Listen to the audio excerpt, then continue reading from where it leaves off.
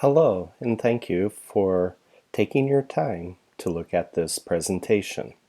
My name is Andrew Coleman, and I'll be walking you through the slides today. I am the co-author and co-creator of Flow. So, many times we're getting questions from individuals of first, what is Flow? And more importantly, why should I use Flow? And following Simon Sinek's lead, let's start with why.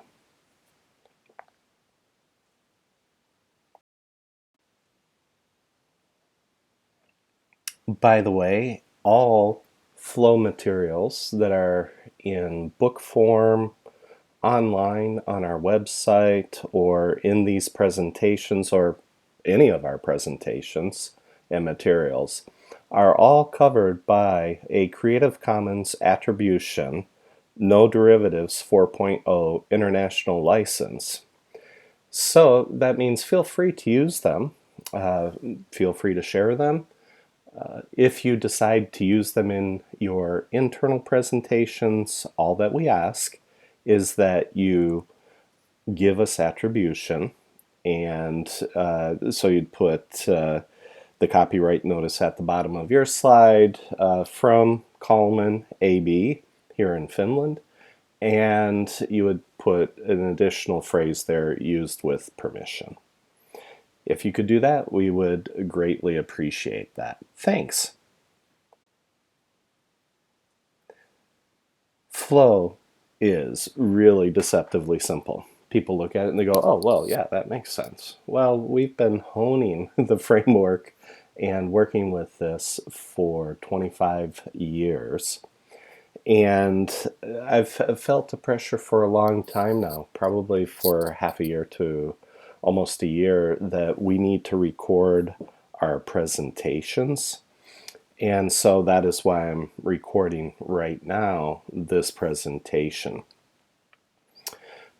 We've been working with this for a long time, and this is really a result of at the end of some projects that my brother Ted, who is the co-author of Flow, and our brother Dan, who was working as an IT manager at that time, the three of us worked on a project together. And it had such remarkable success that we sat down at the end of that and did a retrospective. And this was already in 1997. We went ahead and we sat down and we said, man, we did something really remarkable here. There must be a pattern that we can take and repeat what we did. And so we went back through and looked at everything that we did during the project. And what you see on the image to the right there, the Unified Vision Framework, is the initial one of the initial results of that retrospective. And because it's simple, people are, oh, it's easy. But it's not. It's not easy. It requires discipline. I teach this to my students and to my teams all the time. Agile is deceptively simple, and it's the same for flow. And it requires more discipline to do those successfully than to do traditional methods or waterfall methods.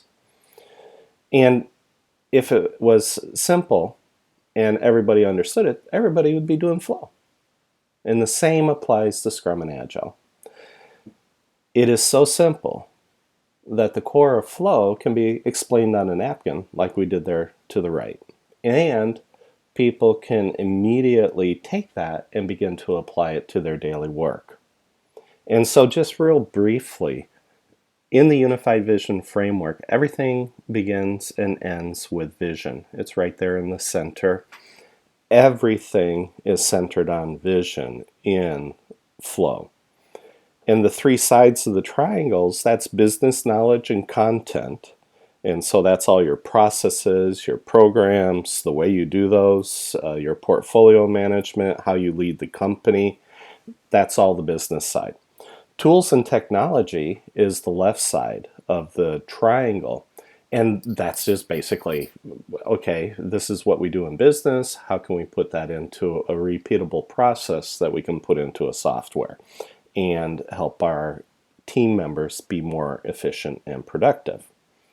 Then, holding it all together at the top, we used to put communications there because we were taught back in the day when we did project management that 80% of project management is communication. Well, 90 to 95% of everything that you're going to do in either traditional project management or Scrum or Agile or any hybrid in between or lean or change management, everything comes down to leadership. There are three things that occur naturally in an organization, and that's confusion, friction, and underperformance. Everything else requires leadership. And flow, because it starts with the vision, it's beginning with the leadership level. And if you don't have the right definitions, you're going to have confusion. If you haven't distilled agreement, you're going to have politics and disagreement among the organization, and it's also going to create friction. And on underperformance, if you don't get those first two right, you're not going to deliver correctly and you're going to underperform. And we're going to look at that on the next slide. And one of the key definitions, along with your vision and your mission and your purpose and your goals and objectives, depending on what level you're working at in the organization, is the VSPT there to the right.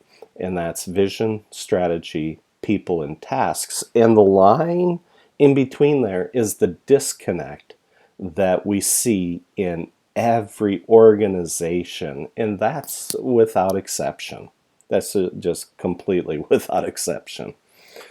So we're going to keep going here. But this is something that you can begin to use. By the way, drive, that is linking back everything that you're doing. Every time you do a retrospective or you're going through a gate, you better be double checking and make sure everything that you're doing is linking back to team vision, to the product vision, to the program vision, to the portfolio vision, and ultimately to the vision of the executives and leadership of the company.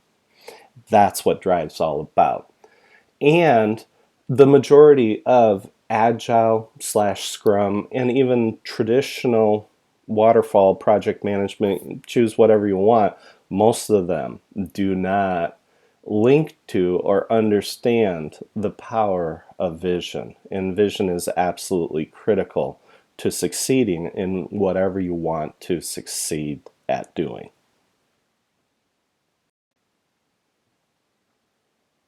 As I was thinking about doing this presentation, one of my coworkers mentioned to me, one of our FCPs, Matt, he mentioned to me, hey, it'd be really great to take your slide showing the difference between how often traditional waterfall succeeds versus how often Agile succeeds. And so the difference there, if you look at these pictures, traditional, it's like 15-16%. PMI Sweden has been doing surveys now for years, and it slowly climbed up each year 1% a year from 14 to 15 to 16%.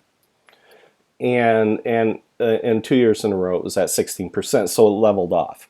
So at their current velocity, if you look over at the Agile picture there, Agile on the average succeeds 42% of the time. And so if the traditional waterfall is only improving 1% a year according to the results in Sweden, you would be looking at, it's going to take them 17 years or more. If they were able to maintain that improvement, it will take them 17 years or more to get up to the performance level of Agile. And so many times people will say, okay, well what about flow? Why would I want to use flow? Well, Think of flow as a leadership framework that sits above anything and everything that you're doing, including whether it's traditional or agile. So if you take traditional and you apply flow to it, you'll get near agile results using flow on traditional. And so you see the line there. So, I just, those numbers are just to be taken with a grain of salt. It's there for illustration purposes because it's going to be different for every team and every organization. But without a doubt, I know for a fact, based on 25 years of experience, that if you use flow, you will get better results, period. Because flow is not a tool set or way of thinking, it's a mindset way of thinking. And so you're able to transform what you're doing with your teams more quickly because you're doing both tool set and mindset. I think that's one of the differences between most agile methodologies, and you'll see this even more when you get into scaling. Those are just frameworks. They're just methods. They're just tools. That's a complete tool set mindset, or tool set thinking, where it's just, yeah, well, if we put these structures in place, we'll be able to scale. Not at all. You have to be able to look at mindset, and in parallel, while you're transforming the structure, you got to transform the people and the way they think. And it's the difference between doing and being. It's two different things. And this is one of the toughest things that almost no traditional or agile or scrum methodology addresses. If you talk with the guys from SAFe, for example, even they will admit that SAFe is just a framework. It's a tool set. It's a way to structure things, and it's all predicated on teams being able to not just do Scrum or Agile, but they're actually being Agile. And that's a big difference. And it makes all the difference when you look at the results. So if you look over at the Agile picture, I know with certain if I use flow as the leadership umbrella over agile, I will get remarkable results. It's like taking agile and putting it on steroids. It just works.